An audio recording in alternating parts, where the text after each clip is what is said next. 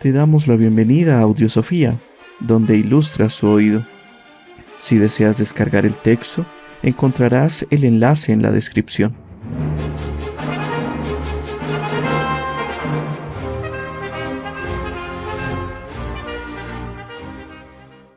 Manifiesto del Partido Comunista, Karl Marx y Friedrich Engels. Un fantasma recorre Europa, el fantasma del comunismo. Todas las fuerzas de la vieja Europa se han unido en santa cruzada contra ese fantasma. El Papa y el Zar, Metternich y Guizot, los radicales franceses y los polizontes alemanes. ¿Qué partido de oposición no ha sido motejado de comunista por sus adversarios en el poder? ¿Qué partido de oposición a su vez no ha lanzado tanto a los representantes de la oposición más avanzados como a sus amigos reaccionarios el epíteto sahiriente de comunista? De este hecho resulta una doble enseñanza: que el comunismo está ya reconocido como una fuerza por todas las potencias de Europa, que ya es hora de que los comunistas expongan al mundo entero sus ideas, sus fines y sus tendencias, que opongan a la leyenda del fantasma del comunismo un manifiesto del propio partido. Con este fin, comunistas de las más diversas nacionalidades se han reunido en Londres y han redactado el siguiente manifiesto, que será publicado en inglés, francés, alemán, italiano, flamenco y danés. Capítulo 1. Burgueses y proletarios.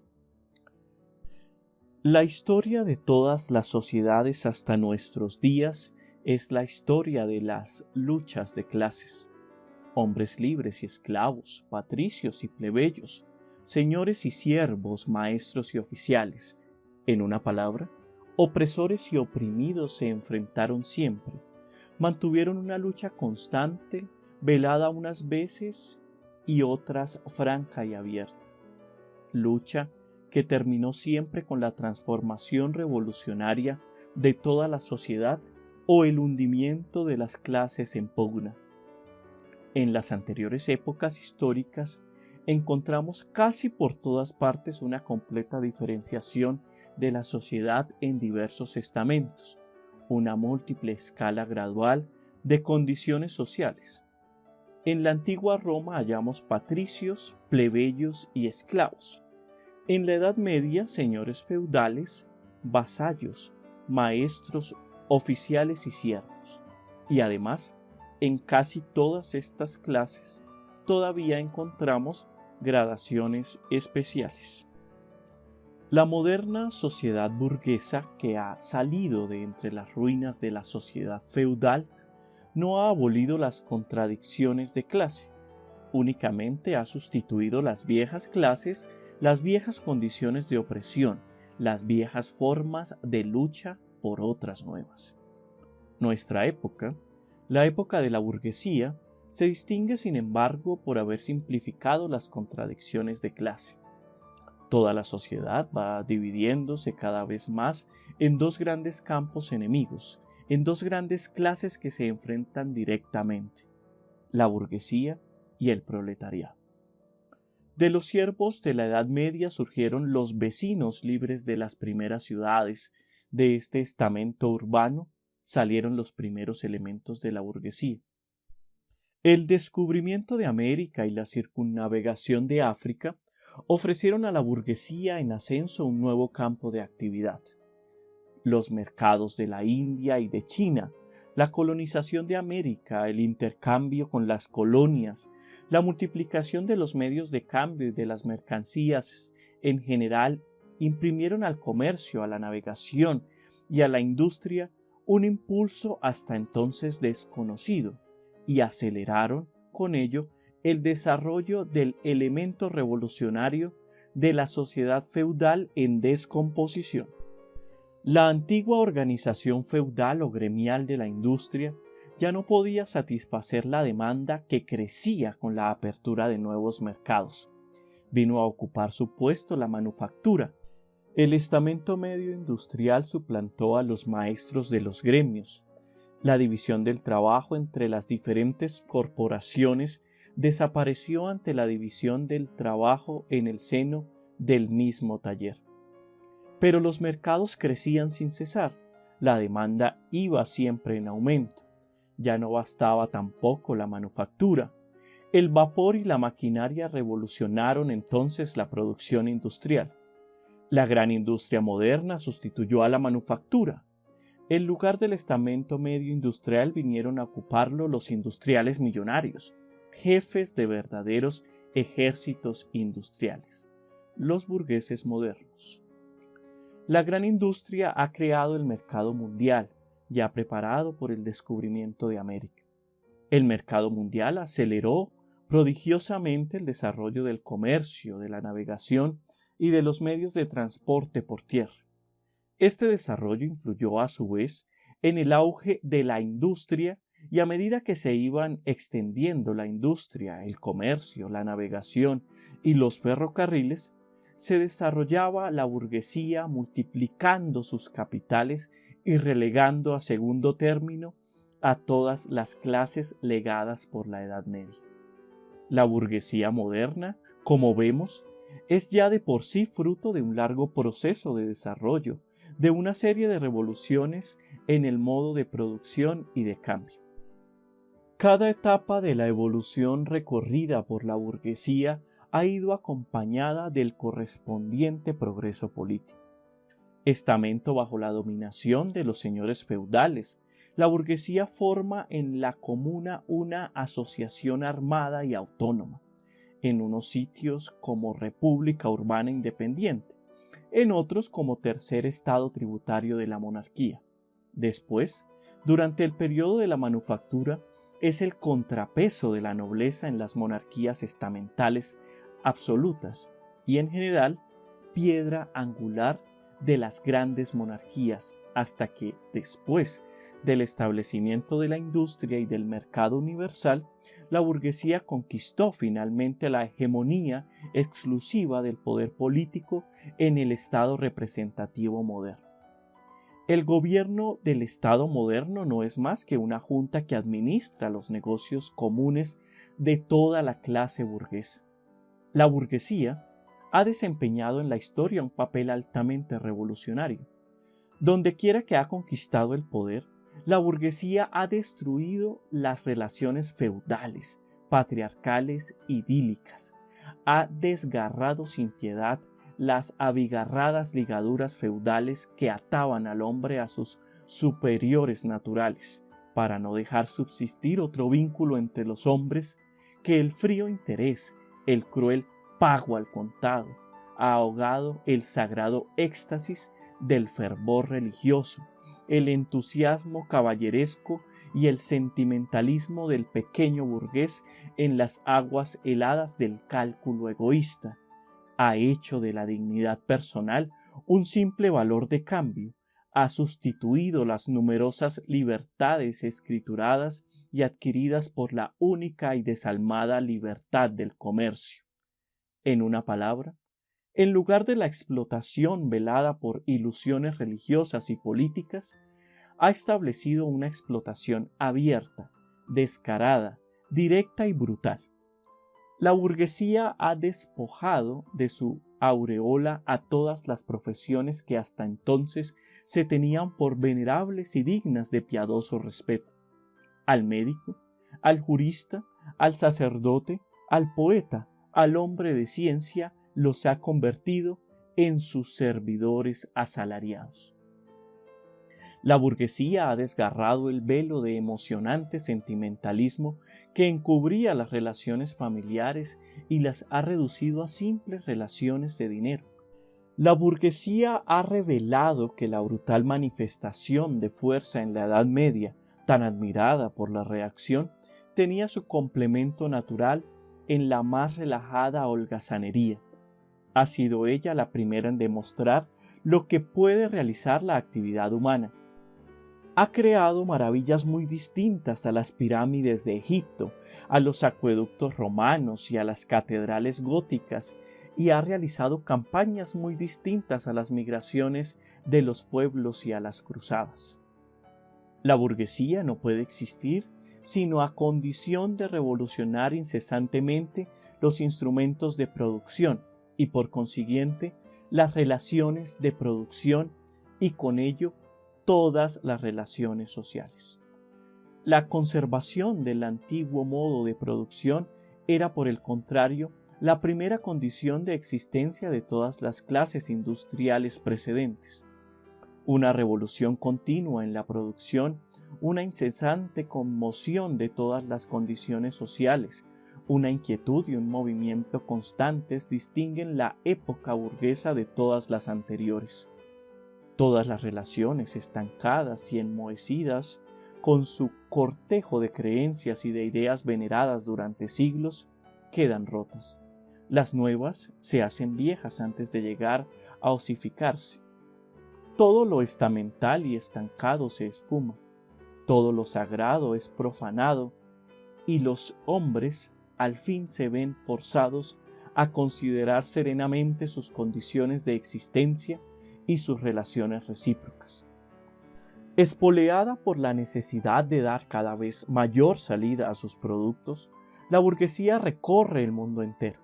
Necesita anidar en todas partes, establecerse en todas partes, crear vínculos en todas partes.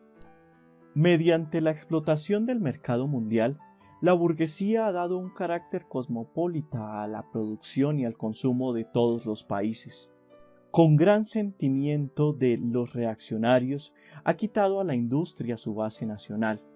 Las antiguas industrias nacionales han sido destruidas y están destruyéndose continuamente. Son suplantadas por nuevas industrias cuya introducción se convierte en cuestión vital para todas las naciones civilizadas, por industrias que ya no emplean materias primas nacionales, sino materias primas venidas de las más lejanas regiones del mundo, y cuyos productos no solo se consumen en el propio país, sino en todas las partes del globo. En lugar de las antiguas necesidades, satisfechas con productos nacionales, surgen necesidades nuevas que reclaman para su satisfacción productos de los países más apartados y de los climas más diversos. En lugar del antiguo aislamiento y la autarquía de las regiones y naciones, se establece un intercambio universal, una interdependencia universal de las naciones, y esto se refiere tanto a la producción material como a la intelectual.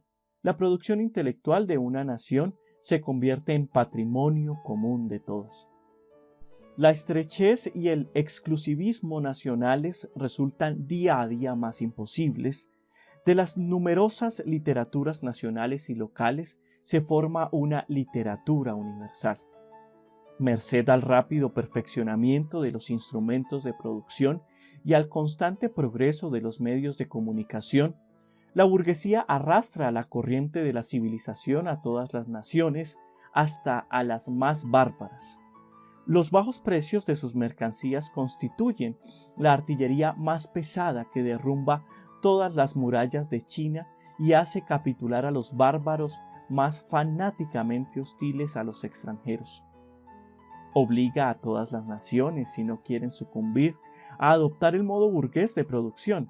Las constriñe a introducir la llamada civilización, es decir, a hacerse burguesas. En una palabra, se forja un mundo a su imagen y semejanza. La burguesía ha sometido el campo al dominio de la ciudad. Ha creado urbes inmensas, ha aumentado enormemente la población de las ciudades en comparación con la del campo, sustrayendo una gran parte de la población al idiotismo de la vida rural. Del mismo modo que ha subordinado el campo a la ciudad, ha subordinado los países bárbaros o semibárbaros a los países civilizados, los pueblos campesinos a los pueblos burgueses, el oriente al occidente. La burguesía suprime cada vez más el fraccionamiento de los medios de producción, de la propiedad y de la población. Ha aglutinado la población, centralizado los medios de producción y concentrado la propiedad en manos de unos pocos. La consecuencia obligada de ello ha sido la centralización política. Las provincias independientes ligadas entre sí casi únicamente por lazos federales con intereses, leyes, gobiernos y tarifas aduaneras diferentes han sido consolidadas en una sola nación bajo un solo gobierno, una sola ley, un solo interés nacional de clase y una sola línea aduanera. La burguesía, a lo largo de su dominio de clase que cuenta apenas con un siglo de existencia, ha creado fuerzas productivas más abundantes y más grandiosas que todas las generaciones pasadas juntas. El sometimiento de las fuerzas de la naturaleza, el empleo de las máquinas, la aplicación de la química a la industria y a la agricultura, la navegación de vapor, el ferrocarril, el telégrafo eléctrico, la asimilación para el cultivo de continentes enteros, la apertura de los ríos a la navegación, poblaciones enteras surgiendo por encanto como si salieran de la tierra. ¿Cuál de los siglos pasados pudo sospechar siquiera que semejantes fuerzas productivas dormitasen en el seno del trabajo social? Hemos visto, pues, que los medios de producción y de cambio sobre cuya base se ha formado la burguesía fueron creados en la sociedad feudal. Al alcanzar un cierto grado de desarrollo estos medios de producción y de cambio, resultó que las condiciones en que la sociedad feudal producía y cambiaba, la organización feudal de la agricultura y de la industria manufacturera, en una palabra, las relaciones feudales de propiedad, no se correspondían ya con el nivel de desarrollo de las fuerzas productivas. Frenaban la producción en lugar de impulsarla. Se transformaron en otras tantas trabas. Era preciso romper estas trabas, y las rompieron. En su lugar, se estableció la libre concurrencia con una constitución social y política adecuada a ella y con la dominación económica y política de la clase burguesa. Ante nuestros ojos se está produciendo un movimiento análogo. Las relaciones burguesas de producción y de cambio, las relaciones burguesas de propiedad, toda esta sociedad burguesa moderna que ha hecho surgir, como por encanto, tan potentes medios de producción y de cambio, se asemeja al mago que ya no es capaz de dominar las potencias infernales que ha desencadenado con sus conjuros. Desde hace algunas décadas, la historia de la industria y del comercio no es más que la historia de la rebelión de las fuerzas productivas modernas contra las actuales relaciones de producción, contra las relaciones de propiedad que condicionan la existencia de la burguesía y su dominación. Basta mencionar las crisis comerciales que con su retorno periódico plantean en forma cada vez más amenazante la cuestión de la existencia de toda la sociedad burguesa. Durante cada crisis comercial se destruye sistemáticamente no solo una parte considerable de los productos elaborados, sino incluso de las mismas fuerzas productivas ya creadas. Durante las crisis, una epidemia social que en cualquier época anterior hubiera parecido absurda se extiende sobre la sociedad, la epidemia de la superproducción. La sociedad se encuentra súbitamente retrotraída a un estado de repentina barbarie. Diríase que el hambre, que una guerra devastadora mundial la han privado de todos sus medios de subsistencia. La industria y el comercio parecen aniquilados. ¿Y todo eso por qué? Porque la sociedad posee demasiada civilización, demasiados medios de vida, demasiada industria, demasiado comercio. Las fuerzas productivas de que dispone no favorecen ya el régimen de la propiedad burguesa. Por el contrario, resultan demasiado poderosas para estas relaciones que constituyen un obstáculo para su desarrollo, y cada vez que las fuerzas productivas salvan este obstáculo, precipitan en el desorden a toda la sociedad burguesa y amenazan la existencia de la propiedad burguesa. Las relaciones burguesas resultan demasiado estrechas para contener las riquezas creadas en su seno. ¿Cómo vence esta crisis la burguesía? De una parte, por la destrucción obligada de una masa de fuerzas productivas, de otra, por la conquista de nuevos mercados y la explotación más intensa de los antiguos. ¿De qué modo lo hace, pues? Preparando crisis más extensas y más violentas y disminuyendo los medios de prevenirlas. Las armas de que se sirvió la burguesía para derribar al feudalismo se vuelven ahora contra la propia burguesía, pero la burguesía no ha forjado solamente las armas que deben darle muerte, ha producido también los hombres que empuñarán esas armas, los obreros modernos, los proletarios. En la misma proporción en que se desarrolla la burguesía, es decir, el capital, se desarrolla también el proletariado, la clase de los obreros modernos, que no viven sino a condición de encontrar trabajo y lo encuentran únicamente mientras su trabajo acrecienta el capital. Estos obreros, obligados a venderse a trozos, son una mercancía como cualquier otro artículo de comercio, sujeta, por tanto, a todas las vicisitudes de la competencia, a todas las fluctuaciones del mercado. El creciente empleo de las máquinas y la división del trabajo quitan al trabajo del proletario todo carácter propio y le hacen perder con ello todo atractivo para el obrero. Este se convierte en un simple apéndice de la máquina y solo se le exigen las operaciones más sencillas, más monótonas y de más fácil aprendizaje. Por lo tanto, lo que cuesta hoy día el obrero se reduce poco más o menos a los medios de subsistencia indispensables para vivir y para perpetuar su linaje. Pero el precio de todo trabajo, como el de toda mercancía, es igual a los gastos de producción. Por consiguiente, cuanto más fastidioso resulta el trabajo, más bajan los salarios. Más aún, cuanto más se desarrollan la maquinaria y la división del trabajo, más aumenta la cantidad de trabajo, bien mediante la prolongación de la jornada, bien por el aumento del trabajo exigido en un tiempo dado, la aceleración del ritmo de las máquinas, etc. La industria moderna ha transformado el pequeño taller del maestro patriarcal en la gran fábrica del capitalista industrial. Masas de obreros hacinados en la fábrica son organizados militarmente. Como soldados rasos de la industria están colocados bajo la vigilancia de toda la jerarquía de oficiales y suboficiales. No son solamente esclavos de la clase burguesa del Estado burgués, sino diariamente, a todas horas, esclavos de la máquina, del capataz y, sobre todo, del burgués individual, patrón de la fábrica. Y este despotismo es tanto más mezquino, odioso y exasperante cuanto mayor es la franqueza con que proclama que no tiene otro fin que el lucro.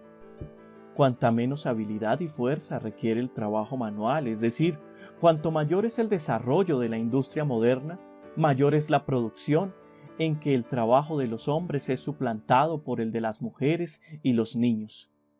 Por lo que respecta a la clase obrera, las diferencias de edad y sexo pierden toda significación social. No hay más que instrumentos de trabajo cuyo coste varía según la edad y el sexo. Una vez que el obrero ha sufrido la explotación del fabricante y ha recibido su salario en metálico, se convierte en víctima de otros elementos de la burguesía, el casero, el tendero, el prestamista, etc. Pequeños industriales, pequeños comerciantes y rentistas, artesanos y campesinos, toda la escala inferior de las clases medias de otro tiempo caen en las filas del proletariado. Unos porque sus pequeños capitales no les alcanzan para acometer grandes empresas industriales y sucumben en la competencia con los capitalistas más fuertes. Otros porque su habilidad profesional se ve despreciada ante los nuevos métodos de producción. De tal suerte, el proletariado se recluta entre todas las clases de la población. El proletariado pasa por diferentes etapas de desarrollo. Su lucha contra la burguesía comienza con su surgimiento. Al principio, la lucha es entablada por obreros aislados, después por los obreros de una misma fábrica, más tarde por los obreros del mismo oficio de la localidad contra el burgués individual que los explota directamente. No se contentan con dirigir sus ataques contra las relaciones burguesas de producción y los dirigen contra los mismos instrumentos de producción. destruyen las mercancías extranjeras que les hacen competencia, rompen las máquinas, incendian las fábricas, intentan reconquistar por la fuerza la posición perdida del artesano de la Edad Media. En esta etapa, los obreros forman una masa diseminada por todo el país y disgregada por la competencia. Si los obreros forman masas compactas, esta acción no es todavía consecuencia de su propia unión, sino de la unión de la burguesía que para alcanzar sus propios fines políticos debe, y ahora aún puede, poner en movimiento a todo el proletariado. Durante esta etapa los proletarios no combaten por tanto contra sus propios enemigos, sino contra los enemigos de sus enemigos, es decir, contra los restos de la monarquía absoluta, los propietarios territoriales, los burgueses no industriales y los pequeños burgueses. Todo el movimiento histórico se concentra, de esta suerte, en manos de la burguesía. Cada victoria alcanzada en estas condiciones es una victoria de la burguesía. Pero la industria, en su desarrollo, no solo acrecienta el número de proletarios, sino que los concentra en masas considerables. Su fuerza aumenta y adquieren mayor conciencia de la misma. Los intereses y las condiciones de existencia de los proletarios se igualan cada vez más a la medida que la máquina va borrando las diferencias en el trabajo y reduce el salario casi en todas partes a un nivel igualmente bajo. Como resultado de la creciente competencia de los burgueses entre sí y de las crisis comerciales que ella ocasiona, los salarios son cada vez más fluctuantes. El constante y acelerado perfeccionamiento de la máquina coloca al obrero en situación cada vez más precaria. Las colisiones entre el obrero individual y el burgués individual adquieren más y más el carácter de colisiones entre dos clases. Los obreros empiezan a formar coaliciones contra los burgueses y actúan en común para la defensa de sus salarios. Llegan hasta a formar asociaciones permanentes para asegurarse los medios necesarios en previsión de estos eventuales choques. Aquí y allá, la lucha estalla en sublevación. A veces los obreros triunfan, pero es un triunfo efímero. El verdadero resultado de sus luchas no es el éxito inmediato, sino la unión cada vez más extensa de los obreros. Esta unión es propiciada por el crecimiento de los medios de comunicación creados por la gran industria y que ponen en contacto a los obreros de diferentes localidades. Y basta ese contacto para que las numerosas luchas locales que en todas partes revisten el mismo carácter se centralicen en una lucha nacional, en una lucha de clases. Pero toda lucha de clases es una lucha política, y la unión que los habitantes de las ciudades de la Edad Media con sus caminos vecinales tardaron siglos en establecer, los proletarios modernos con los ferrocarriles la llevan a cabo en unos pocos años. Esta organización del proletariado en clase y por tanto en partido político vuelve sin cesar a ser socavada por la competencia entre los propios obreros, pero resurge y siempre más fuerte, más firme, más potente. Aprovecha las disensiones intestinas de los burgueses para obligarles a reconocer por ley algunos intereses de la clase obrera, por ejemplo, la ley de la jornada de 10 horas en Inglaterra. En general, las colisiones en la vieja sociedad favorecen de diversas maneras el proceso de desarrollo del proletariado. La burguesía vive en lucha permanente, al principio contra la aristocracia, después contra aquellos sectores de la misma burguesía cuyos intereses entran en contradicción con los progresos de la industria, y siempre, en fin, contra la burguesía de todos los demás países. En todas estas luchas se ve forzada a apelar al proletariado, a reclamar su ayuda, arrastrándolo así al movimiento político. De tal manera, la burguesía proporciona a los proletarios los elementos de su propia educación, es decir, armas contra ella misma. Además, como acabamos de ver, el progreso de la industria precipita a las filas del proletariado a capas enteras de la clase dominante, o al menos amenaza sus condiciones de existencia. También ellas aportan al proletariado numerosos elementos de educación. Finalmente, en los periodos en que la lucha de clases se acerca a su desenlace, el proceso de desintegración de la clase dominante de toda la vieja sociedad adquiere un carácter tan violento y tan agudo que una pequeña fracción de esa clase reniega de ella y se adhiere a la clase revolucionaria, a la clase en cuyas manos está el porvenir. Y así como antes una parte de la nobleza se pasó a la burguesía, en nuestros días un sector de la burguesía se pasa al proletariado, particularmente ese sector de los ideólogos burgueses que se han elevado hasta la comprensión teórica del conjunto del movimiento histórico. De todas las clases que hoy se enfrentan con la burguesía, solo el proletariado es una clase verdaderamente revolucionaria. Las demás clases van degenerando y desaparecen con el desarrollo de la gran industria. El proletariado, en cambio, es su producto más peculiar. Los estamentos medios, el pequeño industrial, el pequeño comerciante, el artesano, el campesino, todos ellos luchan contra la burguesía para salvar de la ruina su existencia como tales estamentos medios. No son, pues, revolucionarios, sino conservadores. Más todavía son reaccionarios, ya que pretenden volver atrás la rueda de la historia.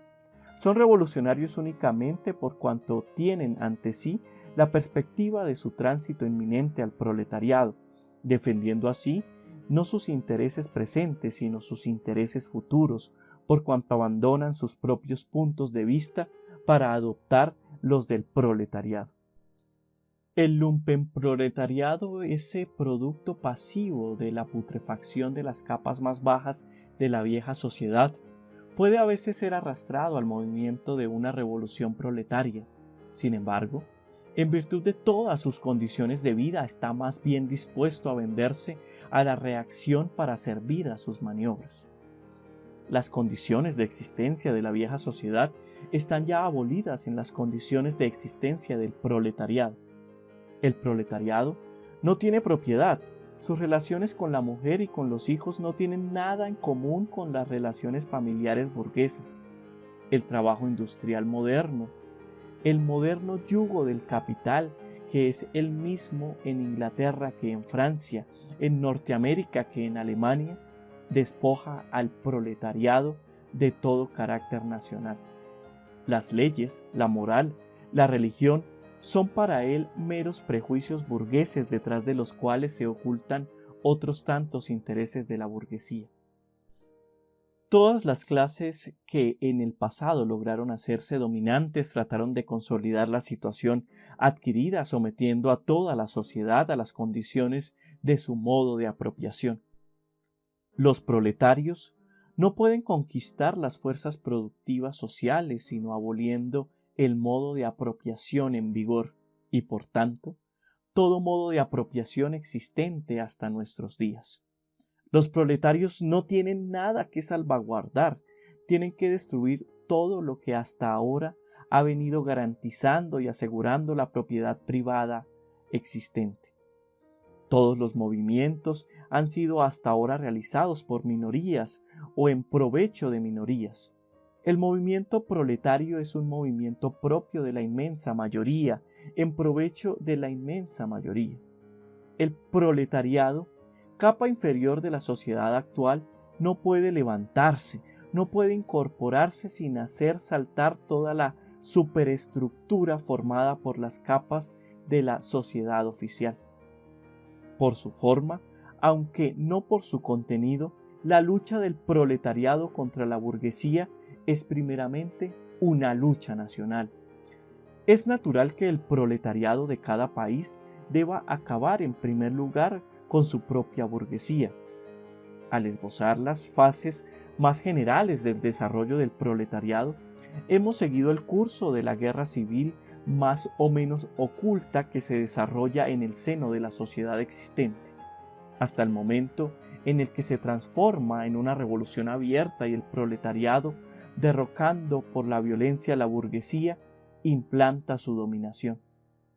Todas las sociedades anteriores, como hemos visto, han descansado en el antagonismo entre clases opresoras y oprimidas.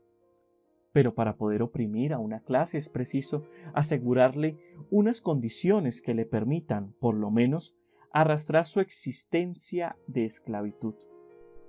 El siervo, en pleno régimen de servidumbre, llegó a miembro de la comuna, lo mismo que el pequeño burgués llegó a elevarse a la categoría de burgués bajo el yugo del absolutismo feudal.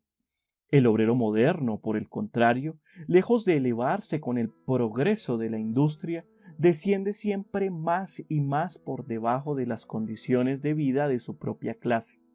El trabajador cae en la miseria y el pauperismo crece más rápidamente todavía que la población y la riqueza.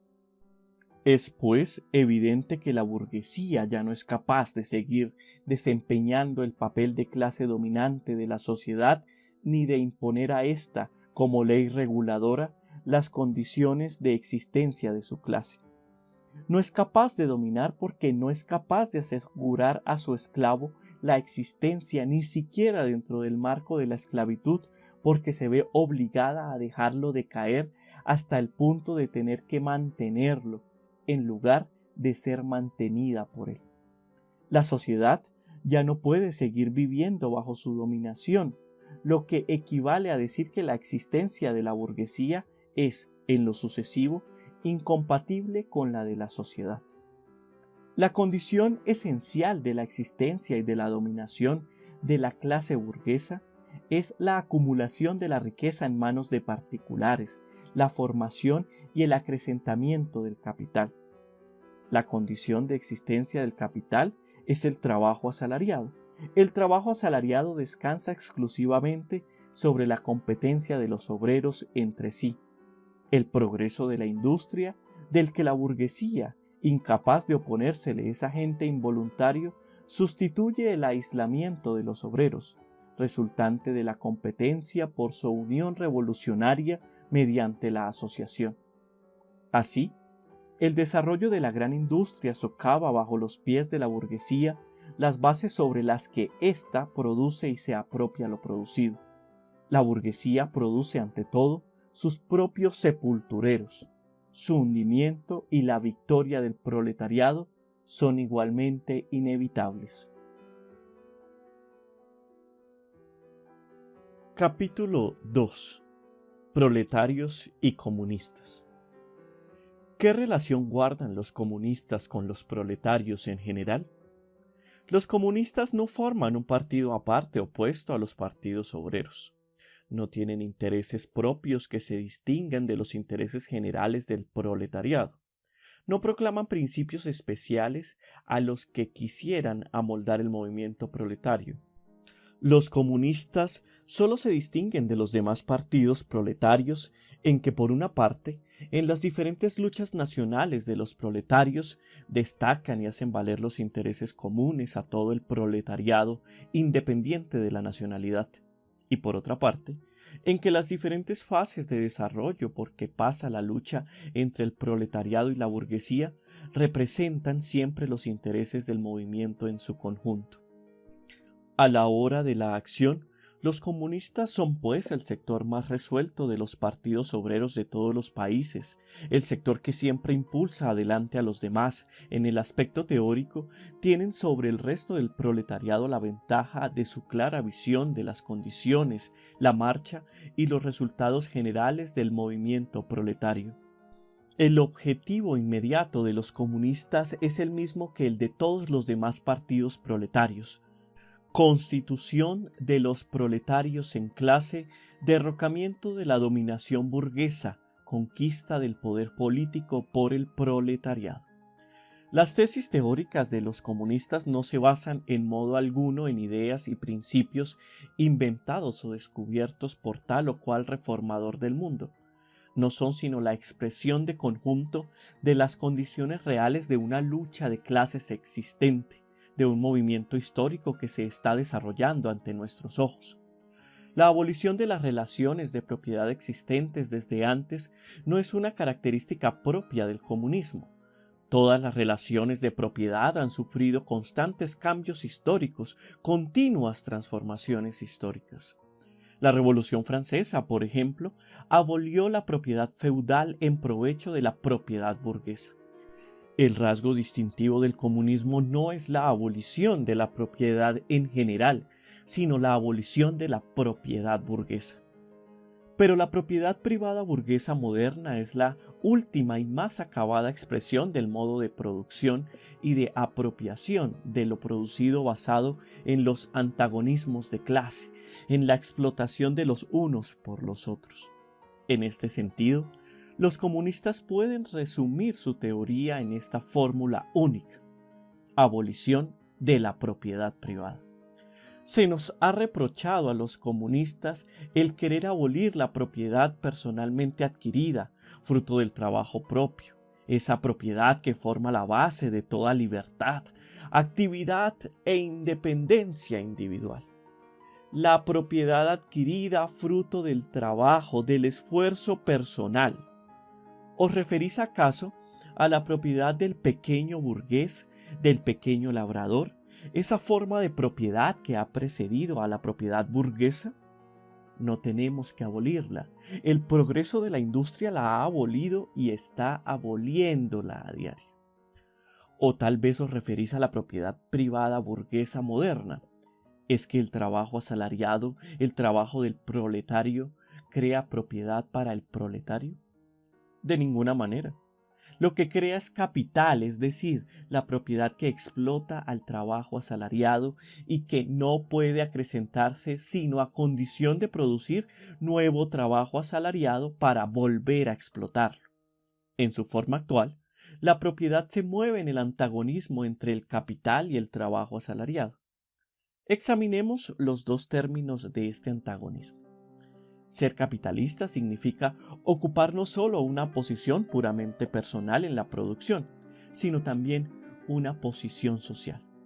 El capital es un producto colectivo, no puede ser puesto en movimiento sino por la actividad conjunta de muchos miembros de la sociedad y, en última instancia, solo por la actividad conjunta de todos los miembros de la sociedad. El capital no es, pues, una fuerza personal. Es una fuerza social. En consecuencia, si el capital es transformado en propiedad colectiva, perteneciente a todos los miembros de la sociedad, no es la propiedad personal la que se transforma en propiedad social. Solo cambia el carácter social de la propiedad. Esta pierde su carácter de clase. Examinemos el trabajo asalariado. El precio medio del trabajo asalariado es el mínimo del salario, es decir, la suma de los medios de subsistencia indispensables al obrero para conservar su vida como tal obrero. Por consiguiente, lo que el obrero asalariado se apropia para su actividad es estrictamente lo que necesita para la mera reproducción de su vida. No queremos de ninguna manera abolir esta apropiación personal de los productos del trabajo indispensables para la mera reproducción de la vida humana. Apropiación, por otro lado, que no deja ningún beneficio líquido que pueda dar un poder sobre el trabajo del otro. Lo que queremos suprimir es el carácter miserable de esa apropiación, que hace que el obrero no viva sino para acrecentar el capital y tan solo en la medida en que el interés de la clase dominante exige que viva. En la sociedad burguesa, el trabajo vivo no es más que un medio de incrementar el trabajo acumulado. En la sociedad comunista, el trabajo acumulado no es más que un medio de ampliar, enriquecer y hacer más fácil la vida de los trabajadores. De este modo, en la sociedad burguesa el pasado domina sobre el presente. En la sociedad comunista es el presente el que domina sobre el pasado. En la sociedad burguesa, el capital es independiente y tiene personalidad, mientras que el individuo que trabaja carece de independencia y está despersonalizado. Y la burguesía dice que la abolición de semejante estado de cosas es la abolición de la personalidad y de la libertad. Y con razón, Pues se trata efectivamente de abolir la personalidad burguesa, la independencia burguesa y la libertad burguesa. Por libertad, en las condiciones actuales de la producción burguesa, se entiende la libertad de comercio, la libertad de comprar y vender. Desaparecida la compraventa, desaparecerá también la libertad de compraventa.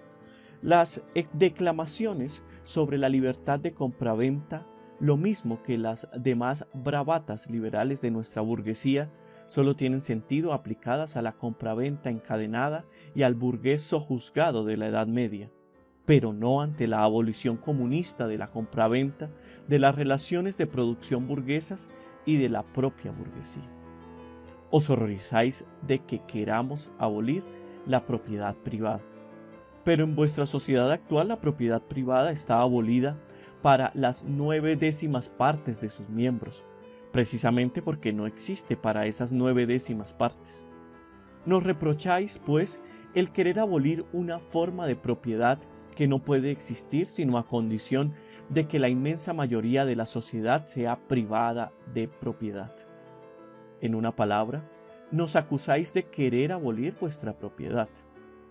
Efectivamente, eso es lo que queremos. Para vosotros, desde el momento en que el trabajo no puede ser convertido en capital, en dinero, en renta de la tierra, en una palabra, en poder social susceptible de ser monopolizado, es decir, desde el instante en que la propiedad personal no puede transformarse en propiedad burguesa, desde ese instante la personalidad queda suprimida. Reconocéis, pues, que por personalidad no entendéis sino al burgués, al propietario burgués, y esta personalidad ciertamente debe ser suprimida. El comunismo no arrebata a nadie la facultad de apropiarse de los productos sociales, no quita más que el poder de sojuzgar por medio de esta apropiación el trabajo ajeno. Se ha objetado que con la abolición de la propiedad privada cesaría toda actividad y sobrevendría una indolencia general. Si así fuese, hace ya mucho tiempo que la sociedad burguesa habría sucumbido a manos de la holgazanería, puesto que en ella los que trabajan no adquieren y los que adquieren no trabajan. Toda la objeción se reduce a esta tautología: no hay trabajo asalariado donde no hay capital. Todas las objeciones dirigidas contra el modo comunista de apropiación y de producción de bienes materiales se hacen extensivas igualmente respecto a la apropiación y a la producción de los productos del trabajo intelectual. Lo mismo que para el burgués la desaparición de la propiedad de clase equivale a la desaparición de toda producción, la desaparición de la cultura de clase significa para él la desaparición de toda cultura. La cultura cuya pérdida deplora no es para la inmensa mayoría de los hombres más que el adiestramiento que los transforma en máquinas.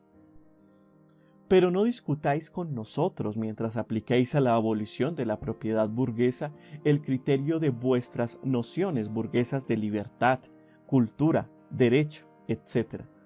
Vuestras ideas mismas son producto de las relaciones de producción y de propiedad burguesas, como vuestro derecho no es más que la voluntad de vuestra clase erigida en ley, voluntad cuyo contenido está determinado por las condiciones materiales de existencia de vuestra clase. La concepción interesada que os ha hecho erigir en leyes eternas de la naturaleza y de la razón las relaciones sociales dimanadas de vuestro modo de producción y de propiedad, relaciones históricas que surgen y desaparecen en el curso de la producción, la compartís con todas las clases dominantes hoy desaparecidas. Lo que concebís para la propiedad antigua, lo que concebís para la propiedad feudal, no os atrevéis a admitirlo para la propiedad burguesa. Querer abolir la familia. Hasta los más radicales se indignan ante este infame designio de los comunistas. ¿En qué bases descansa la familia actual, la familia burguesa? En el capital, en el lucro privado. La familia plenamente desarrollada no existe más que para la burguesía, pero encuentra su complemento en la supresión forzosa de toda familia para el proletariado y en la prostitución pública. La familia burguesa desaparece naturalmente al dejar de existir ese complemento suyo, y ambos desaparecen con la desaparición del capital. ¿Nos reprocháis el querer abolir la explotación de los hijos por sus padres? Confesamos este crimen.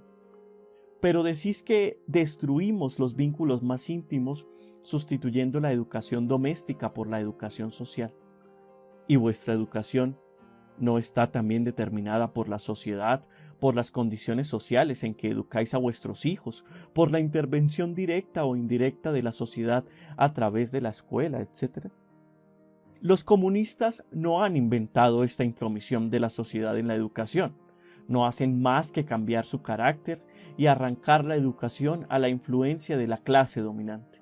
Las declamaciones burguesas sobre la familia y la educación, sobre los dulces lazos que unen a los padres con sus hijos, resultan más repugnantes a medida que la gran industria destruye todo vínculo de familia para el proletario y transforma a los niños en simples artículos de comercio, en simples instrumentos de trabajo.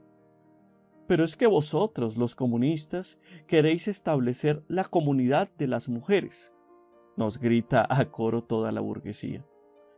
Para el burgués, su mujer no es otra cosa que un instrumento de producción. Oye decir que los instrumentos de producción deben ser de utilización común y naturalmente no puede por menos de pensar que las mujeres correrán la misma suerte con la socialización. No sospecha que se trata precisamente de acabar con esa situación de la mujer como simple instrumento de producción. Nada más grotesco, por otra parte, que el horror ultramoral que inspira a nuestros burgueses la pretendida comunidad oficial de las mujeres que atribuyen a los comunistas. Los comunistas no tienen necesidad de introducir la comunidad de las mujeres. Casi siempre ha existido. Nuestros burgueses, no satisfechos con tener a su disposición las mujeres y las hijas de sus obreros, sin hablar de la prostitución oficial, encuentran un placer singular en seducir mutuamente las esposas. El matrimonio burgués es, en realidad, la comunidad de las esposas. A lo sumo, se podría acusar a los comunistas de querer sustituir una comunidad de las mujeres hipócritamente disimulada por una comunidad franca y oficial. Es evidente, por otra parte, que con la abolición de las relaciones de producción actuales desaparecerá la comunidad de las mujeres que de ellas se deriva, es decir, la prostitución oficial y no oficial. Se acusa también a los comunistas de querer abolir la patria, la nacionalidad. Los obreros no tienen patria. No se les puede arrebatar lo que no poseen, pero en la medida que el proletariado debe, en primer lugar, conquistar el poder político, elevarse a la condición de clase nacional, constituirse en nación, todavía es nacional, aunque de ninguna manera en el sentido burgués. El aislamiento nacional y los antagonismos entre los pueblos desaparecen de día en día con el desarrollo de la burguesía, la libertad de comercio y el mercado mundial, con la uniformidad de la producción industrial y las condiciones de existencia que le corresponden. El dominio del proletariado los hará desaparecer más deprisa todavía. La acción común, al menos de los países civilizados, es una de las primeras condiciones de su emancipación. En la misma medida en que sea abolida la explotación de un individuo por otro, será abolida la explotación de una nación por otra. Al mismo tiempo que el antagonismo de las clases en el interior de las naciones, desaparecerá la hostilidad de las naciones entre sí. En cuanto a las acusaciones lanzadas contra el comunismo, partiendo del punto de vista de la religión, de la filosofía y de la ideología en general, no merecen un examen detallado. ¿Acaso se necesita una gran perspicacia para comprender que con toda modificación en las condiciones de vida, en las relaciones sociales, en la existencia social, cambian también las ideas, las nociones y las concepciones, en una palabra, la conciencia del hombre? ¿Qué demuestra la historia de las ideas sino que la producción intelectual se transforma con la producción material? Las ideas dominantes en cualquier época siempre han sido las ideas de la clase dominante. Cuando se habla de ideas que revolucionan toda una sociedad, se expresa solamente el hecho de que en el seno de la vieja sociedad se han formado los elementos de una nueva, y la disolución de las viejas ideas marcha a la par con la disolución de las antiguas condiciones de vida. En el ocaso del mundo antiguo, las viejas religiones fueron vencidas por la religión cristiana. Cuando, en el siglo XVIII, las ideas cristianas fueron vencidas por las ideas de la Ilustración, la sociedad feudal libraba una lucha a muerte contra la burguesía, entonces revolucionaria. Las ideas de libertad religiosa y de libertad de conciencia no hicieron más que reflejar el reinado de la libre concurrencia en el dominio del saber. Sin duda, se nos dirá, las ideas religiosas morales, filosóficas, políticas, jurídicas, etc., se han ido modificando en el curso del desarrollo histórico. Pero la religión, la moral, la filosofía, la política, el derecho, se han mantenido siempre a través de estas transformaciones. Existen además verdades eternas, tales como la libertad, la justicia, etc., que son comunes a todo estado de la sociedad. Pero el comunismo quiere abolir estas verdades eternas, quiere abolir la religión y la moral, en lugar de darles una forma nueva, y por eso contradice a todo el desarrollo histórico anterior. ¿A qué se reduce esta acusación? La historia de todas las sociedades que han existido hasta hoy se desenvuelve en medio de contradicciones de clase, de contradicciones que revisten formas diversas en las diferentes épocas. Pero cualquiera que haya sido la forma de estas contradicciones, la explotación de una parte de la sociedad por la otra es un hecho común a todos los siglos anteriores. Por consiguiente, no tiene nada de asombroso que la conciencia social de todos los siglos, a despecho de toda variedad y de toda diversidad, se haya movido siempre dentro de ciertas formas comunes dentro de unas formas de conciencia, que no desaparecerán completamente más que con la desaparición definitiva de los antagonismos de clase. La revolución comunista es la ruptura más radical con las relaciones de propiedad tradicionales. Nada de extraño tiene que en el curso de su desarrollo rompa de la manera más radical con las ideas tradicionales. Pero dejemos aquí las objeciones hechas por la burguesía al comunismo. Como ya hemos visto más arriba, el primer paso de la revolución obrera es la elevación del proletariado a clase dominante, la conquista de la democracia. El proletariado se valdrá de su dominación política para ir arrancando gradualmente a la burguesía todo el capital, para centralizar todos los instrumentos de producción en manos del Estado, es decir, del proletariado organizado como clase dominante, y para aumentar con la mayor rapidez posible la suma de las fuerzas productivas. Esto, naturalmente, no podrá cumplirse al principio más que por una violación despótica del derecho de propiedad y de las relaciones burguesas de producción, es decir, por la adopción de medidas que desde el punto de vista económico parecerán insuficientes e insostenibles, pero que en el curso del movimiento se sobrepasarán a sí mismas y serán indispensables como medio para transformar radicalmente todo el modo de producción. Estas medidas, naturalmente, serán diferentes en los diversos países. Sin embargo, en los países más avanzados podrán ser puestas en práctica casi en todas partes las siguientes medidas. Primero, expropiación de la propiedad territorial y empleo de la renta de la tierra para los gastos del Estado. Segundo, fuerte impuesto progresivo. Tercero, abolición del derecho de herencia. Cuarto, confiscación de la propiedad de todos los emigrados y sediciosos. Quinto, realización del crédito en manos del Estado por medio de un banco nacional con capital del Estado y régimen de monopolio. Sexto, centralización en manos del Estado de todos los medios de transporte. Séptimo, multiplicación de las empresas fabriles pertenecientes al Estado y de los instrumentos de producción, roturación de los terrenos incultos y mejoramiento de las tierras, según un plan general. Octavo, obligación de trabajar para todos, organización de ejércitos industriales, particularmente para la agricultura. Noveno, combinación de la agricultura y la industria, medidas encaminadas a hacer desaparecer gradualmente la diferencia entre la ciudad y el campo. 10. Educación pública y gratuita de todos los niños, abolición del trabajo infantil en las fábricas tal como se practica hoy, régimen de educación combinado con la producción material, etc. Una vez que en el curso del desarrollo hayan desaparecido las diferencias de clase y se haya concentrado toda la producción en manos de los individuos asociados, el poder público perderá su carácter político. El poder político, hablando propiamente, es la violencia organizada de una clase para la opresión de otra. Si en la lucha contra la burguesía el proletariado se constituye indefectiblemente en clase, si mediante la revolución se convierte en clase dominante y en cuanto clase dominante suprime por la fuerza las viejas relaciones de producción, suprime al mismo tiempo que estas relaciones de producción las condiciones para la existencia del antagonismo de clase y de las clases en general, y por tanto su propia dominación como clase.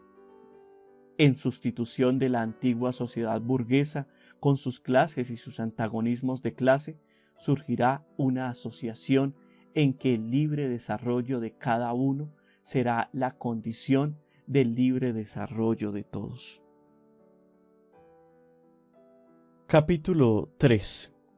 Literatura socialista y comunista. Primero, el socialismo reaccionario. A. El socialismo feudal. Por su posición histórica, las aristocracias francesa e inglesa estaban llamadas a escribir libelos contra la moderna sociedad burguesa. En la Revolución Francesa de julio de 1830 y en el movimiento inglés por la reforma parlamentaria, habían sucumbido una vez más bajo los golpes del odiado advenedizo. En adelante, no podía hablarse siquiera de una lucha política seria. No les quedaba más que la lucha literaria. Pero también en el terreno literario la vieja fraseología de la época de la Restauración había llegado a ser inaplicable. Para crearse simpatías era menester que la aristocracia aparentase no tener en cuenta sus propios intereses y que formulara su acta de acusación contra la burguesía, solo en interés de la clase obrera explotada. Se dio de esta suerte la satisfacción de componer canciones satíricas contra su nuevo amo y de musitarle al oído profecías más o menos siniestras. Así es como nació el socialismo feudal, mezcla de jeremiadas y pasquines, de ecos del pasado y de amenazas sobre el porvenir. Si alguna vez su crítica amarga, mordaz e ingeniosa hirió a la burguesía en el corazón, su incapacidad absoluta para comprender la marcha de la historia moderna concluyó siempre por cubrirlo de ridículo. A guisa de bandera, estos señores enarbolaban el saco de mendigo del proletario a fin de atraer al pueblo. Pero cada vez que el pueblo acudía, advertía que sus posaderas estaban ornadas con el viejo blasón feudal y se dispersaba en medio de grandes e irreverentes carcajadas. Una parte de los legitimistas franceses y la joven Inglaterra han dado al mundo este espectáculo cómico.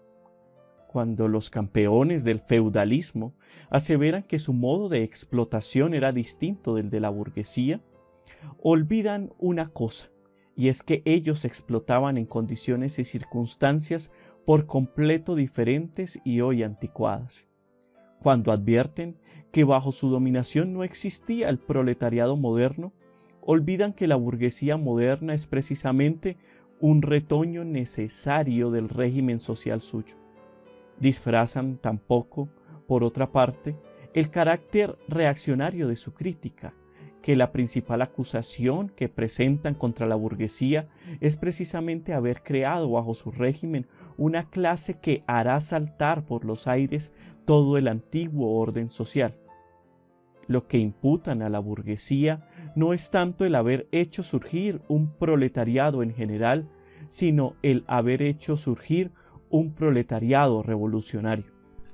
Por eso, En la práctica política toman parte en todas las medidas de represión contra la clase obrera. Y en la vida diaria, a pesar de su fraseología ampulosa, se las ingenian para recoger los frutos de oro y trocar el honor, el amor y la fidelidad por el comercio en lanas, remolacha azucarera y aguardiente. Del mismo modo que el cura y el señor feudal han marchado siempre de la mano, el socialismo clerical marcha unido con el socialismo feudal. Nada más fácil que recubrir con un barniz socialista el ascetismo cristiano. ¿Acaso el cristianismo no se levantó también contra la propiedad privada, el matrimonio y el Estado? ¿No predicó en su lugar la caridad y la pobreza, el celibato y la mortificación de la carne, la vida monástica y la iglesia? El socialismo cristiano no es más que el agua bendita con que el clérigo consagra el despecho de la aristocracia. B. El socialismo pequeño burgués. La aristocracia feudal no es la única clase derrumbada por la burguesía, y no es la única clase cuyas condiciones de existencia empeoran y van extinguiéndose en la sociedad burguesa moderna. Los habitantes de las ciudades medievales y el estamento de los pequeños agricultores de la Edad Media fueron los precursores de la burguesía moderna. En los países con una industria y un comercio menos desarrollados, esta clase continúa vegetando al lado de la burguesía en auge. En los países donde se ha desarrollado la civilización moderna, se ha formado, y como parte complementaria de la sociedad burguesa, sigue formándose sin cesar, una nueva clase de pequeños burgueses que oscila entre el proletariado y la burguesía. Pero los individuos que la componen se ven continuamente precipitados a las filas del proletariado, a causa de la competencia, y con el desarrollo de la gran industria ven aproximarse el momento en que desaparecerán por completo como fracción independiente de la sociedad moderna para ser reemplazados en el comercio, la manufactura y la agricultura por capataces y empleados. En países como Francia, donde los campesinos constituyen bastante más de la mitad de la población, era natural que los escritores que defendiesen la causa del proletariado contra la burguesía aplicasen a su crítica del régimen burgués el rasero del pequeño burgués y del pequeño campesino, y defendiesen la causa obrera desde el punto de vista de la pequeña burguesía. Así se formó el socialismo pequeño burgués. Sismondi es el más alto exponente de esta literatura, no solo en Francia, sino también en Inglaterra. Este socialismo analizó con mucha sagacidad las contradicciones inherentes a las modernas relaciones de producción. Puso al desnudo las hipócritas apologías de los economistas. Demostró de una manera irrefutable los efectos destructores de la maquinaria y de la división del trabajo, la concentración de los capitales y de la propiedad territorial, la superproducción, las crisis, la inevitable ruina de los pequeños burgueses y de los campesinos, la miseria del proletariado, la anarquía en la producción, la escandalosa desigualdad en la distribución de las riquezas, la exterminadora guerra industrial de las naciones entre sí, la disolución de las viejas costumbres, de las antiguas relaciones familiares, de las viejas nacionalidades. Sin embargo, el contenido positivo de ese socialismo consiste bien en su anhelo de restablecer los antiguos medios de producción y de cambio, y con ellos las antiguas relaciones de propiedad y toda la sociedad antigua, bien en querer encajar por la fuerza los medios modernos de producción y de cambio en el marco de las antiguas relaciones de propiedad, que ya fueron rotas, que fatalmente debían ser rotas por ellos. En uno y otro caso, este socialismo es a la vez reaccionario y utópico. Para la manufactura, el sistema gremial; para la agricultura, el régimen patriarcal. He aquí su última palabra. En su ulterior desarrollo, esta tendencia ha caído en un marasmo cobarde. C. El socialismo alemán o socialismo verdadero. La literatura socialista y comunista de Francia, que nació bajo el yugo de la burguesía dominante como expresión literaria de la lucha contra dicha dominación, fue introducida en Alemania en el momento en que la burguesía acababa de comenzar su lucha contra el absolutismo feudal. Filósofos, semifilósofos e ingenios de salón alemanes se lanzaron ávidamente sobre esta literatura, pero olvidaron que con la importación de la literatura francesa no habían sido importadas a Alemania al mismo tiempo las condiciones sociales de Francia. En las condiciones alemanas, la literatura francesa perdió toda significación práctica inmediata y tomó un carácter puramente literario. Debía parecer más bien una especulación ociosa sobre la realización de la esencia humana. De este modo, para los filósofos alemanes del siglo XVIII, las reivindicaciones de la primera Revolución Francesa no eran más que reivindicaciones de la razón práctica en general, y las manifestaciones de la voluntad de la burguesía revolucionaria de Francia no expresaban a sus ojos más que las leyes de la voluntad pura, de la voluntad tal como debía ser, de la voluntad verdaderamente humana. Toda la labor de los literatos alemanes se redujo exclusivamente a poner de acuerdo las nuevas ideas francesas con su vieja conciencia filosófica, o más exactamente, a asimilarse las ideas francesas partiendo de sus propias opiniones filosóficas. Y se las asimilaron como se asimila en general una lengua extranjera, por la traducción. Se sabe cómo los frailes superpusieron sobre los manuscritos de las obras clásicas del antiguo paganismo las absurdas descripciones de la vida de los santos católicos. Los literatos alemanes procedieron inversamente con respecto a la literatura profana francesa. Deslizaron sus absurdos filosóficos bajo el original francés. Por ejemplo, bajo la crítica francesa de las funciones del dinero escribían enajenación de la esencia humana. Bajo la crítica francesa del Estado burgués decían eliminación del poder de lo universal abstracto, y así sucesivamente. A esta interpolación de su fraseología filosófica en la crítica francesa le dieron el nombre de filosofía de la acción, socialismo verdadero, ciencia alemana del socialismo, fundamentación filosófica del socialismo, etc. De esta manera fue completamente castrada la literatura socialista comunista francesa. Y cómo en manos de los alemanes dejó de ser la expresión de la lucha de una clase contra otra. Los alemanes se imaginaron estar muy por encima de la estrechez francesa y haber defendido, en lugar de las verdaderas necesidades, la necesidad de la verdad en lugar de los intereses del proletariado, los intereses de la esencia humana, del hombre en general, del hombre que no pertenece a ninguna clase ni a ninguna realidad y que no existe más que en el cielo brumoso de la fantasía filosófica. Este socialismo alemán, que tomaba tan solamente en serio sus torpes ejercicios de escolar y que con tanto estrépito charlatanesco los lanzaba a los cuatro vientos, fue perdiendo poco a poco su inocencia pedantesca. La lucha de la burguesía alemana y principalmente de la burguesía prusiana contra los feudales y la monarquía absoluta, en una palabra, el movimiento liberal, adquiría un carácter más serio.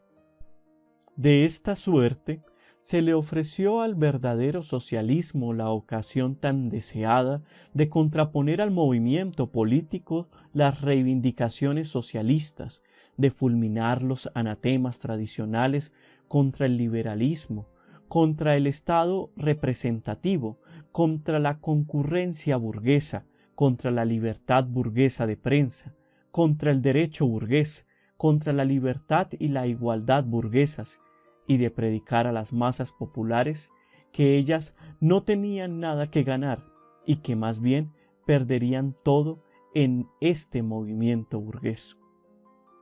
El socialismo alemán olvidó muy a propósito que la crítica francesa, de la cual era un simple eco insípido, presuponía la sociedad burguesa moderna, con las correspondientes condiciones materiales de vida y una constitución política adecuada, es decir, precisamente las premisas que todavía se trataba de conquistar en Alemania. Para los gobiernos absolutos de Alemania, con su séquito de clérigos, de mentores, de hidalgos rústicos y de burócratas, este socialismo se convirtió en un espantajo propicio contra la burguesía que se levantaba amenazadora. Formó el complemento dulzarrón de los amargos latigazos y tiros con que esos mismos gobiernos respondían a los alzamientos de los obreros alemanes.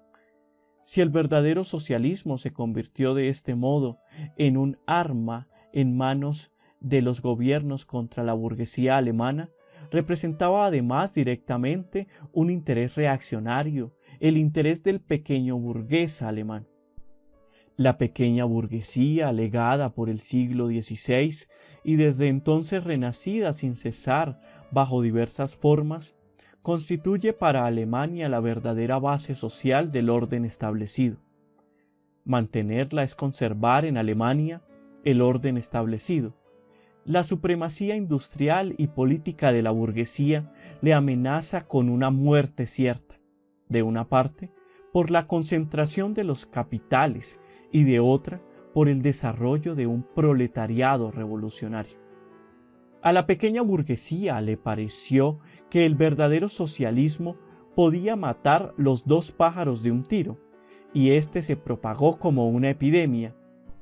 Tejido con los hilos de araña de la especulación, bordado de flores retóricas y bañado por un rocío sentimental, ese ropaje fantástico en que los socialistas alemanes envolvieron sus 3 o 4 descarnadas verdades eternas, no hizo sino aumentar la demanda de su mercancía entre semejante público. Por su parte, el socialismo alemán comprendió cada vez mejor que estaba llamado a ser el representante pomposo de esta pequeña burguesía. Proclamó que la nación alemana era la nación modelo y el mesócrata alemán el hombre modelo. A todas las infamias de este hombre modelo les dio un sentido oculto, un sentido superior y socialista contrario a la realidad. Fue consecuente hasta el fin, manifestándose de un modo abierto contra la tendencia brutalmente destructiva del comunismo y declarando su imparcial elevación por encima de todas las luchas de clases. Salvo muy raras excepciones, todas las obras llamadas socialistas que circulan en Alemania pertenecen a esta inmunda y enervante literatura. Segundo, el socialismo conservador o burgués. Una parte de la burguesía desea remediar los males sociales con el fin de consolidar la sociedad burguesa.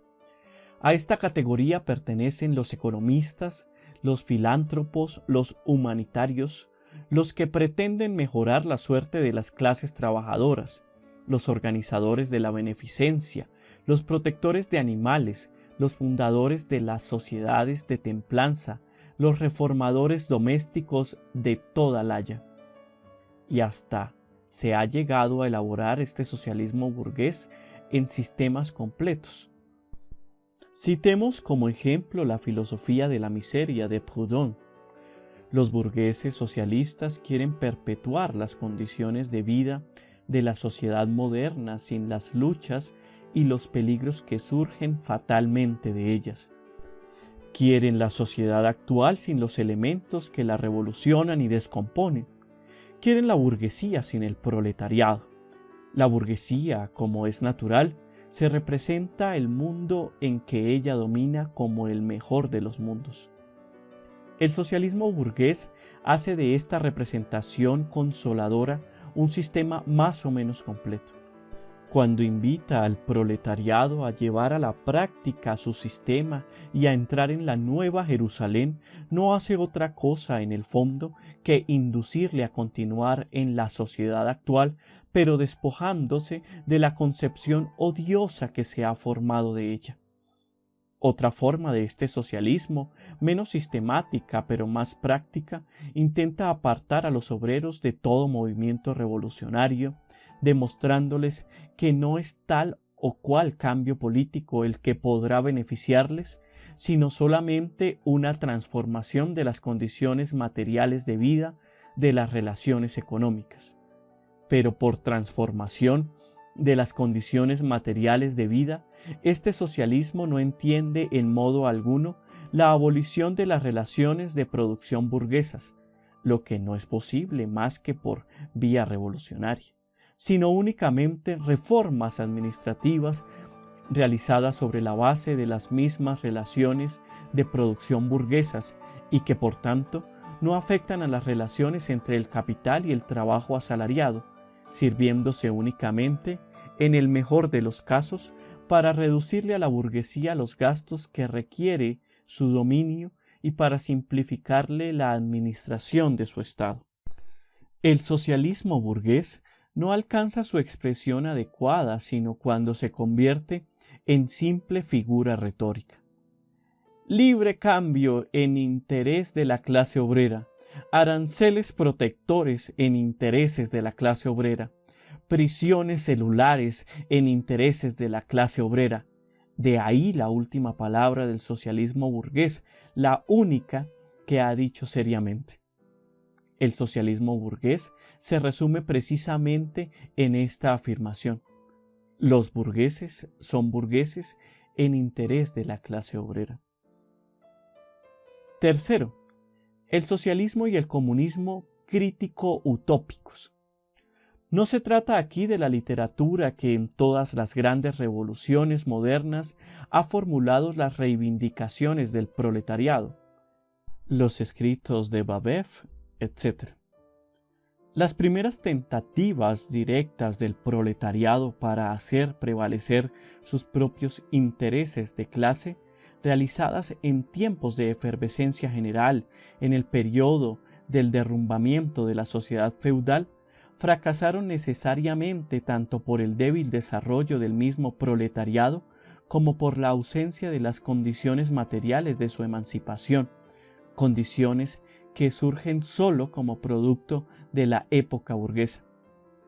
La literatura revolucionaria que acompaña a estos primeros movimientos del proletariado es forzosamente, por su contenido, reaccionaria. Preconiza un ascetismo general y un burdo igualitarismo.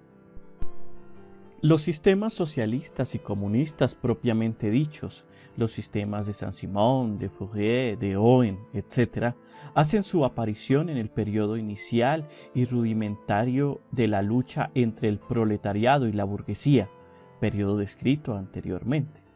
Véase burgueses y proletarios. Los inventores de estos sistemas, por cierto, se dan cuenta del antagonismo de las clases, así como de la acción de los elementos destructores dentro de la misma sociedad dominante, pero no advierten del lado del proletario ninguna iniciativa histórica, ningún movimiento político propio. Como el desarrollo del antagonismo de clases va a la par con el desarrollo de la industria, tampoco pueden encontrar las condiciones materiales de la emancipación del proletariado y se lanzan en busca de una ciencia social, de unas leyes sociales que permitan crear esas condiciones. En lugar de la acción social, tienen que poner la acción de su propio ingenio, en lugar de las condiciones históricas de la emancipación, condiciones fantásticas. En lugar de la organización gradual del proletariado en clase, una organización de la sociedad inventada por ellos. La futura historia del mundo se reduce para ellos a la propaganda y ejecución práctica de sus planes sociales. En la confección de sus planes tienen conciencia, por cierto, de defender ante todo los intereses de la clase obrera por ser la clase que más sufre. El proletariado no existe para ellos sino bajo el aspecto de la clase que más padece. Pero la forma rudimentaria de la lucha de clases, así como su propia posición social, les lleva a considerarse muy por encima de todo antagonismo de clase. Desean mejorar las condiciones de vida de todos los miembros de la sociedad, incluso de los más privilegiados. Por eso, no cesan de apelar a toda la sociedad sin distinción, e incluso se dirigen con preferencia a la clase dominante. Porque basta con comprender su sistema para reconocer que es el mejor de todos los planes posibles para la mejor de todas las sociedades posibles. Repudian, por eso, toda acción política y en particular toda acción revolucionaria. Se proponen alcanzar su objetivo por medios pacíficos, intentando abrir camino al nuevo evangelio social, valiéndose de la fuerza del ejemplo, por medio de pequeños experimentos que naturalmente fracasan siempre. Estas fantásticas descripciones de la sociedad futura, que surgen en una época en que el proletariado todavía muy poco desarrollado considera aún su propia situación de una manera también fantástica, provienen de las primeras apariciones de los obreros, llenas de profundo presentimiento hacia una completa transformación de la sociedad. Pero estas obras socialistas y comunistas encierran también elementos críticos. Atacan todas las bases de la sociedad existente y de este modo han proporcionado materiales de un gran valor para instruir a los obreros. Sus tesis positivas referentes a la sociedad futura, tales como la supresión del contraste entre la ciudad y el campo, la abolición de la familia, de la ganancia privada y del trabajo asalariado, la proclamación de la armonía social y la transformación del Estado en una simple administración de la producción. Todas estas tesis no hacen sino enunciar la eliminación del antagonismo de las clases, antagonismo que comienza solamente a perfilarse y del que los inventores de sistemas no conocen sino las primeras formas indistintas y confusas. Así, estas tesis tampoco tienen más que un sentido puramente utópico. La importancia del socialismo y del comunismo crítico-utópicos está en razón inversa al desarrollo histórico. A medida que la lucha de clases se acentúa y toma formas más definidas, el fantástico afán de ponerse por encima de ellas, esa fantástica oposición que se le hace, pierde todo valor práctico, toda justificación retórica. He aquí por qué, si en muchos aspectos los autores de esos sistemas eran revolucionarios, las sectas formadas por sus discípulos son siempre reaccionarias, pues se aferran a las viejas concepciones de sus maestros a pesar del ulterior desarrollo histórico del proletariado. Buscan, pues, y en eso son consecuentes, embotar la lucha de clases y conciliar los antagonismos. Continúan soñando con la experimentación de sus utopías sociales, con establecer falansterios aislados, crear colonias en sus países o fundar una pequeña Icaria, edición en miniatura de la Nueva Jerusalén. Y para la construcción de todos estos castillos en el aire se ven forzados a apelar a la filantropía de los corazones y los bolsillos burgueses. Poco a poco van cayendo en la categoría de los socialistas reaccionarios o conservadores descritos más arriba y sólo se distinguen de ellos por una pedantería más sistemática y una fe supersticiosa y fanática en la eficacia milagrosa de su ciencia social. Por eso se oponen con encarnizamiento a todo movimiento político de la clase obrera, pues no ven en él sino el resultado de una ciega falta de fe en el nuevo evangelio. Los owenistas en Inglaterra reaccionan contra los cartistas y los fourieristas en Francia contra los reformistas. Capítulo 4. Actitud de los comunistas respecto a los diferentes partidos de oposición. Después de lo dicho en el capítulo 2, la actitud de los comunistas respecto de los partidos obreros ya constituidos se explica por sí misma, y por tanto, su actitud respecto de los caristas de Inglaterra y los partidarios de la reforma agraria en América del Norte. Los comunistas luchan por alcanzar los objetivos e intereses inmediatos de la clase obrera, pero al mismo tiempo defienden también, dentro del movimiento actual, el porvenir de ese movimiento. En Francia, los comunistas se suman al Partido Socialista Democrático contra la burguesía conservadora y radical, sin renunciar, sin embargo, al derecho de criticar las ilusiones y los tópicos legados por la tradición revolucionaria. En Suiza, apoyan a los radicales sin desconocer que este partido se compone de elementos contradictorios, en parte de socialistas democráticos al estilo francés y en parte de burgueses radicales. Entre los polacos, los comunistas apoyan al partido que ve en una revolución agraria la condición de la liberación nacional, es decir, al partido que provocó en 1846 la insurrección de Cracovia. En Alemania, el Partido Comunista lucha al lado de la burguesía, en tanto que ésta actúa revolucionariamente contra la monarquía absoluta, la propiedad territorial feudal y la pequeña burguesía reaccionaria. Pero jamás, en ningún momento, se olvida este partido de involucrar a los obreros la más clara conciencia del antagonismo hostil que existe entre la burguesía y el proletariado, a fin de que los obreros alemanes sepan convertir de inmediato las condiciones sociales y políticas que forzosamente ha de traer consigo la dominación burguesa en otras tantas armas contra la burguesía, a fin de que, tan pronto sean derrocadas las clases reaccionarias en Alemania, comience inmediatamente la lucha contra la misma burguesía.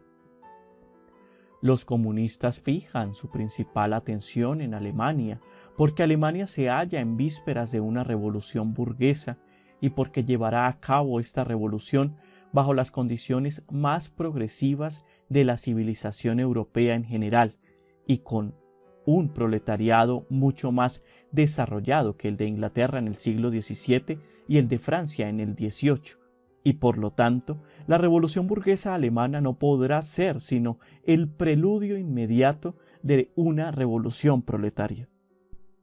En resumen, los comunistas apoyan por doquier todo movimiento revolucionario contra el régimen social y político existente. En todos estos movimientos ponen en primer término como aspecto fundamental la cuestión de la propiedad, cualquiera que sea la forma más o menos desarrollada que ésta revista. En fin, los comunistas trabajan en todas partes por la unión y el acuerdo entre los partidos democráticos de todos los países. Los comunistas consideran indigno ocultar sus ideas y propósitos, proclaman abiertamente que sus objetivos solo pueden ser alcanzados derrocando por la violencia todo el orden social existente. Las clases dominantes pueden temblar ante una revolución comunista. Los proletarios no tienen nada que perder en ella más que sus cadenas. Tienen, en cambio, un mundo que ganar. Proletarios de todos los países, uníos. Escrito por Karl Marx y Friedrich Engels en diciembre de 1847, enero de 1848. Publicado por vez primera en folleto aparte en alemán en Londres en febrero de 1848.